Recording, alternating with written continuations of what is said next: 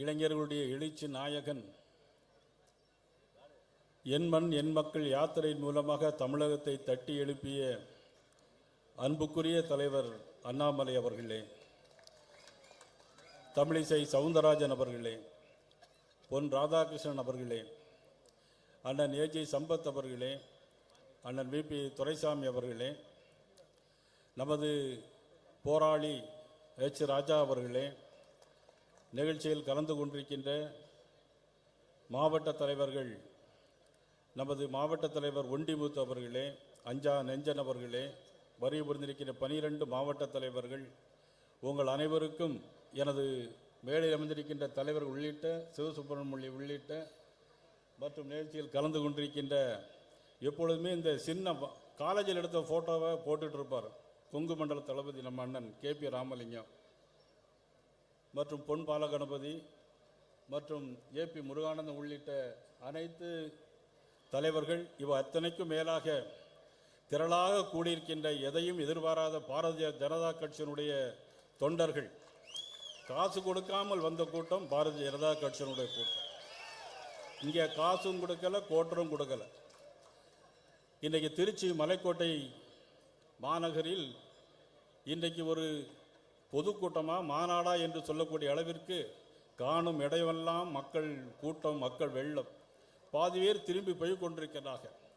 அத்தனை அளவிற்கு சிறப்பான இந்த கூட்டத்தை ஏற்பாடு செய்த கருப்பு முருகானந்தம் மாவட்ட தலைவர், 12 மாவட்ட தலைவர்கள், ஒண்டிமுத்து, அஞ்சானஞ்சன் உள்ளிட்ட 12 மாவட்ட தலைவர்கள், இந்த மாவட்ட பொருளாளர் திருச்சி செல்வத்துறை அவர்கள் மற்றும் அனைவருக்கும் மீண்டும் ஒருமுறை என்னுடைய பணிவு கலந்த வணக்கத்தை நான் தெரிவித்துக் கொள்கிறேன்.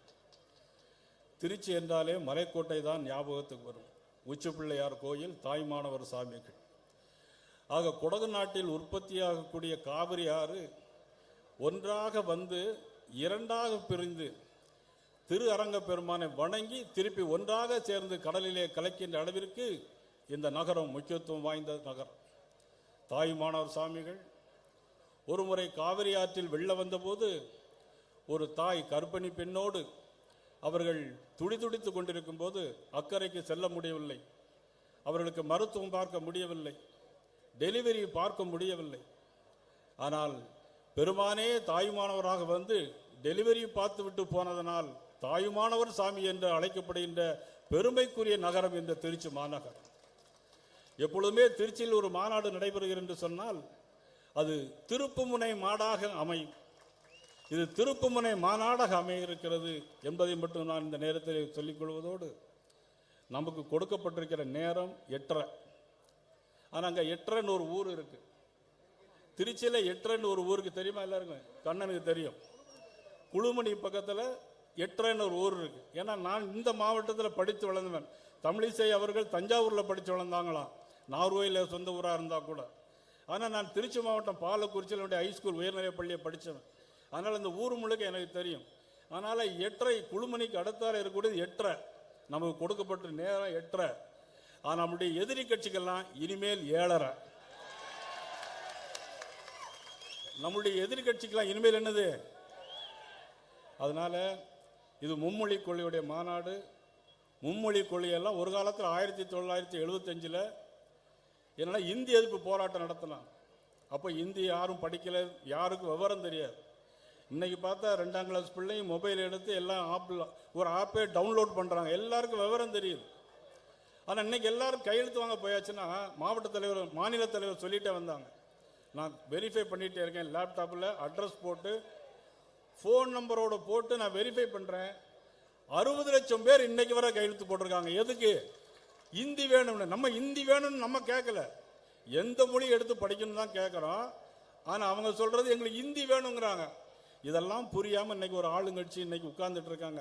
இதையெல்லாம் மறைப்பதற்கு தான், இதையெல்லாம் மறைக்கத்தான் நேற்று ஒரு மாநாடு மாதிரி எல்லா மாநில முதலமைச்சர்களும் தெரியும் இந்தியாவுடைய திரும்பி பார்க்குற மாதிரி ஏற்பாடு செய்கிறாங்க. ஆனால் தமிழ்நாடு இன்னைக்கு இவர்களுக்கு எதிராக திரும்பி இருக்கிறது இன்னைக்கு அவர்களுக்கே புரியல. பூனை கண்ணை மூடிட்டுனா உலகம் இருண்டுன்னு நினைக்குமா? அது மாதிரி ஒரு ஆட்சி. 1000 கோடி ஊழல், டாஸ்மாக் ஊழல், பிறகு இன்னைக்கு எல்லாம் ஊழல்னு சொல்லி எல்லாம் மந்திரியுடைய ஊழல்லாம் இன்னைக்கு குறை சொல்லி சொல்லிட்டு இருந்தாங்க. ஆக நான் இந்த கூட்டத்தின் வாயிலாக தெரிவித்துக் கொள்வது, 2026 நம்முடைய ஆண்டாக அமையணும். இவ்வளவு பெரிய கூட்டத்தை கூட்டியிருக்கிறோம். ஆனா பாரதிய ஜனதா கட்சிக்கு வந்து நான் பல கூட்டங்களை பார்த்திருக்கேன். நீ எல்லாம் வேன் கொடுத்தோன்னு எல்லாம் வர்றீங்க, காசு இல்லை பணம் இல்லை வர்றீங்க, ஆர்ப்பாட்டமா இருக்கிறீங்க. மாநிலத்தில் அண்ணாமலை வரும்போது வண்டியில இறங்க முடியல. ஒரு காலத்தில் புரட்சியில் எம்ஜிஆருக்கு தான் அப்படி கூட்டம் இருக்கும். ஆனா தயவுசெய்து கை தட்டாங்க. பெரிய வருத்தமான செய்தி என்னன்னா, இந்த கூட்டம் முடிஞ்சு திரும்பி போகும்போது ஒவ்வொரு எண்ணத்தோடு போனோம்னா, உங்களுடைய பூத்தை நீங்க என்ன பண்ணிருக்கீங்க? கூட்டத்துக்கு வர்றீங்க, கை தட்டுறீங்க, ஆரவாரம் பண்றீங்க, என்ன பிரயோஜனம்? உங்க பூத்தை சரி பண்ணிருக்கீங்களா? என்ன செஞ்சிட்டு இருக்கீங்க? மனசாட்சி தொட்டு இந்த கூட்டம் முடிஞ்சு போகும்போது ஒவ்வொருவரும் போகும்போதே என்னுடைய பூத் நான் சரி பண்றேன், இன்னையிலிருந்து சபதம் எடுக்கிறேன், அப்படி சபதத்தோட நீங்க போங்க. கூட்டத்தை இவ்வளவு பெரிய கூட்டத்தை கூட்டியிருக்கார் முருகானந்தம், 12 மாவட்ட தலைவர்கள் ஏற்பாடு, இதெல்லாம் ஒரு பிரம்மாண்டம். உங்களை ஒரு ஊக்குவிக்கிறதான ஒரு செய்தி. இதையே நம்பிட்டு இருக்க கூடாது, இதையே வந்து மாயை. ஆனா உங்க வீட்டில் போய் உங்க ஊர்ல போய் உங்க கிளையை சரி பண்ணால்தான் நீங்க ஒவ்வொருவரும் 2026 நமது சுதாகர் ரெட்டி அவர்கள் சொன்னார்களே, சுதாகர் ரெட்டி அவர்கள் அழகாக சொன்னார்கள். அதையெல்லாம் நீங்க மனதில் வைத்து மனசாட்சியோடு நீங்கள் அனைவரும் ஒன்றுபட்டு 2026 வெற்றி பெற்ற பிறகு இந்த ஆர்ப்பாட்டமும் கொண்டாட்டமும் இருக்க வேண்டும் என்று கேட்டு வாய்ப்புக்கு நன்றி விடைபெறுகிறேன். நன்றி, வணக்கம்.